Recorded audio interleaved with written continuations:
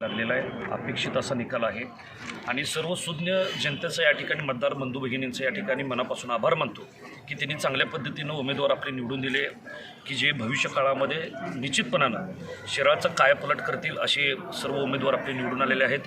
पृथ्वीबाबासुद्धा चांगल्या फरकानं या ठिकाणी निवडून आले, त्याबद्दल सुज्ञ जनतेचं या ठिकाणी आभार व्यक्त करतो आणि ह्या विजयाचं सगळं श्रेय आपल्या असणाऱ्या भाजप आणि सेनेच्या आमच्या असणाऱ्या कार्यकर्त्यांना आम्ही या ठिकाणी देतो। त्यांची एकीचं जे बळ होतं ते या ठिकाणी चांगल्या पद्धतीनं लागल्यामुळं हे घवघवीत या ठिकाणी संपादित झालेलं आहे। येणाऱ्या 5 वर्षामध्ये शिराळामध्ये चांगल्या पद्धतीनं विकास कामं झालेले आपल्याला दिसतील, कारण केंद्रामध्ये राज्यामध्ये सत्ता आपली आहे। पालकमंत्री ही चंद्रकांत दादा पाटील हे आपल्या विचारचे चांगल्या पद्धतीनं भरीव अशी या ठिकाणी निधी देतील आणि चांगल्या पद्धतीनं तुम्हाला या ठिकाणी शिराळाचं कायापालट झालेलं आपल्याला दिसेल।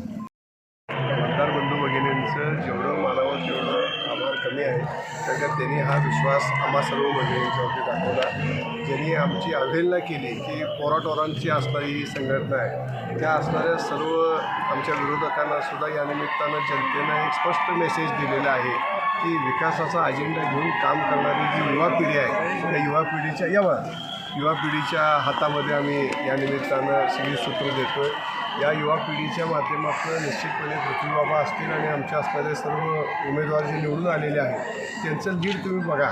खालच्या असणाऱ्या प्रत्येक उमेदवाराचं लीड हे खूप मोठं लीड आहे आणि आमचे जे पराभूत झालेले उमेदवार आहेत, शिवसेना BJPचे जे पराभूत झालेले उमेदवार आहेत त्यांचं लीड बघितलं तर पराभूत असणारे जे त्यांचं ते बघितलं तर अत्यंत अल्प मताने पराभूत झालेले आहेत। त्यामुळं मला वाटतं की नागपंचमीचा जो निर्णय केंद्र सरकारनं वन खात्यानं आदरणीय अमितभाई शाह साहेबांनी जो घेतला, देवेंद्र भाऊंनी घेतला, आदरणीय उपमुख्यमंत्री एकनाथ शिंदे साहेबांनी जे आपल्याला या निमित्तानं पाठबळ दिलं, त्याचा परिणाम आहे की जनतेमध्ये एक अत्यंत विश्वासाचं वातावरण गेलं होतं आणि ह्या असणाऱ्या वर्षभरामध्ये वेगवेगळ्या पातळीवरती आपण जे सरकारच्या माध्यमातून आज डॉक्टर बाबासाहेब आंबेडकरांच्या असणाऱ्या सभागृह व स्मारकासाठी आणलेला निधी असेल, स्वामी समर्थांच्यासाठी आणलेला निधी असेल किंवा वेगवेगळ्या पातळीवरती अगदी नगर वाचनालयापासून वेगवेगळ्या असणाऱ्या समाजांसाठी जे आपण सभागृहाचा निधी आणलेला आहे, त्याच्या बाबतीतलं एक अप्रिसिएशन जनतेमध्ये या निमित्तानं जनतेनं मतदानाच्या माध्यमातून दाखवलेले आहे।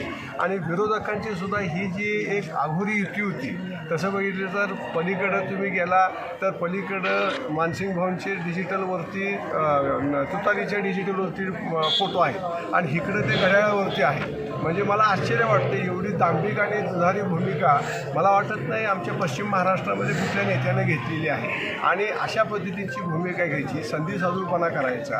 आम्ही तुम्हाला आज या निमित्तानं सर्व पत्रकारांना सुद्धा अवगत करावंसं वाटतं। मी माझे सहकारी आहेत आदरणीय सम्राट बाबा, ते अध्यक्ष आहेत, आमची चर्चा झाली होती ह्या असणाऱ्या महायुतीच्या घटकमध्ये आदरणीय अजितदादा पवार साहेबांच्या बरोबर असणारे काम करणारे जे सर्व सहकारी असतील, त्यामध्ये या तालुक्यातले सहकारी आहेत त्याच्यावर चर्चा झाली होती। सर्व आम्ही त्या बाबतीत अत्यंत सलोख्यानं पुढे निघालो होतो।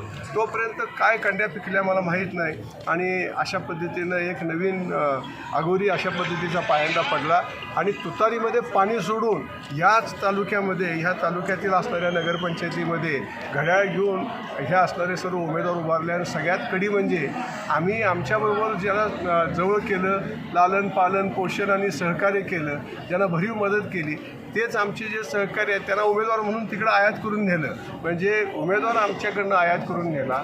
आमच्या महायुतीच्या घटक पक्षामधल्या असणाऱ्या सहकाऱ्यांच्या बरोबरची चर्चा जी आहे ती विफल ठरवण्याचा प्रयत्न केला आणि स्वतःची तुतारी जी आहे त्या तुतारीमध्ये पाणी सोडून घड्याळ स्वीकारलं, हे लोकांना पटलेलं नाही। आणि हा जो असणारा ट्रेंड आहे शिराळा नगरपंचायतीमध्ये जे आज पिकलेलं आहे ते संपूर्ण शिराळा तालुक्यामध्ये आता पसरणार आहे आणि मी तुम्हाला सांगतो हा एक शुभ संकेत आहे आणि ह्या शुभ संकेताच्या माध्यमातून नगरपंचायतीचा निकाल एक झणझणीत अंजन आहे की जे आमच्या विरोधकांच्या डोळ्यामध्ये जनतेनं घातलेलं आहे की तुमच्या ह्या संधी साधूपणाला जनता कंटाळलेली आहे।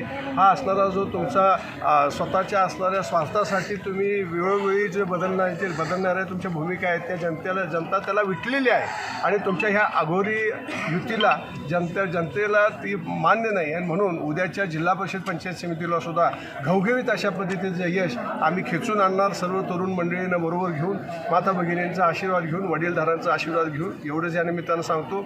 आदरणीय देवाभाऊंचं, आदरणीय अमितभाई शाह साहेबांचं, आदरणीय एकनाथ शिंदे साहेबांचं, आमच्या असणाऱ्या युतीमधले सर्व जे शिवसेना BJPचे जे आदरणीय नेते आहेत त्यांचं मी इथं या निमित्तानं आभार मानतो. चंद्रकांत दादासाहेबांचं मी इथं या निमित्तानं आभार मानतो की ते स्वतः इथं आले.